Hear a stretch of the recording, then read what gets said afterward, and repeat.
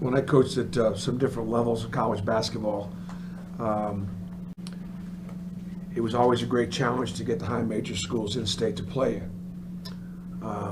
For obvious reasons, you sort of push, if you're the high major, you're in a nothing to gain, everything to lose situation. But I don't agree with that. And so when I got the opportunity to become a high major coach, you guys know how much I talk. I figured I kind of have to walk the walk if I'm going to talk the talk. So we entered in a series with UT Chattanooga, where we went down there and played them and won a real close game. We got into a series with Middle Tennessee and played them in a neutral site, played them a couple home games, and played them at Middle and won a real close game. And then getting to Auburn, certainly the challenges of scheduling and trying to attract other high major programs. The ACC, for example, playing 20 league games. It's really, if you play 20 league games and then you play in a couple of tournaments in a neutral site made for television, then you get a few home games. Next thing you know, that's really it. And so getting quality opponents is becoming more and more challenging. So therein lies this series here. South Alabama will come to Auburn twice. We'll go down there once, and take our chances. The other issue with these road games are real simple. They count more, towards the formulas that determine who gets in a tournament and who doesn't. So the whole idea behind nothing to gain and everything to lose it's just not true. If we can beat South Alabama at South Alabama, a team that's picked to either win or finish second in their league, that game's going to help us get in the tournament. It could be a quadrant one win, given the fact that it's on the road. South Alabama is, by stats, the most experienced team that returns in college basketball. They had almost everybody back, and they had 3 transfers sitting out that were Richie Riley brought in when he first got the job. Richie Riley is one of the top young coaches in the country. That's definitely an up-and-comer. They won 17 games a year ago, and they're off to a really good start this year. They're athletic, they're talented. They got 3 different guys that can beat you. Ajay and Mitchell, one of the better athletes that we will see to this point, obviously, Coleman. So, really good team, run really good stuff, play really fast, very athletic, and should be a great environment. I mean, the bottom line is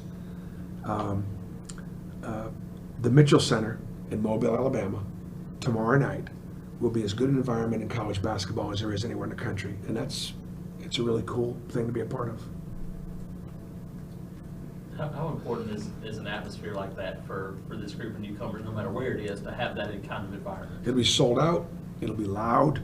The whole idea. Look, typically when you're on the road, it doesn't so much hinder your play, but sometimes it can elevate the home team. I'm sure South Alabama's play will be elevated. They make one shot, they'll make 4. And again, athletically, they're really good. They play above. Several of those guys can play above the rim, and they're fast and quick. So it'll be a great environment. It won't be an exclusively hostile environment. There'll be Auburn people there, and when we play well and we have our spurts, it'll feel like a neutral site. But that's why it's so important to give this team that experience. Mississippi State almost lost to them at home. I guess that's pretty much an eye-opener, isn't it?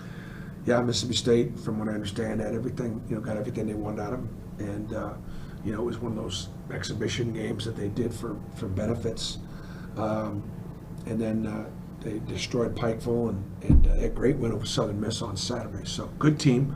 They were expected to be good, and so it won't be any problem getting our guys ready and respecting our opponent. Now, last year, I'll tell you, we played maybe our best game of the year as far as our performance was concerned. We were ready for them. We spent time working on them. I believe it was the opener for us. Was it opener? I think it was the opener for us last year. We spent a lot of time on We played, I mean, we made every shot. I mean, everything we did turned out great. And I knew after that game, I told Coach Riley after that, I said, we couldn't play any better. Coach, so far, what do you like about your team, and what are some things you really want to work on? You know, this will be our third game in 7 days. And so the players had Saturday off. What I've been most impressed with was the fact that on short preparation, they bought into the Davidson Scout, they paid attention to it. That is really understandable for the 5 seniors because they've been through it before. But the new guys, they just can't believe how much film we watch. They can't believe the details of a scouting report. They can't believe the intricacies of the coverages. And the idea is this: it's not one size fits all. What we called against Davidson, we may not call offensively against South Alabama because it's not the stuff that'll work against that defense or the way they play. Or the way we're going to guard Davidson may be different than the way we're going to guard South Alabama. Think about you're a high school player. You play defense. What do you mean we're going to defend them differently? They just, So I was most impressed with the fact that we were able to buy into what we're doing so far. Now, can they keep that going? I thought our guards, as we talked about, our guards could be really good defensively. Davidson is extremely hard to guard, but they're not a very athletic team. This is a very athletic team who also runs stuff that's hard to guard. So that'll be different now.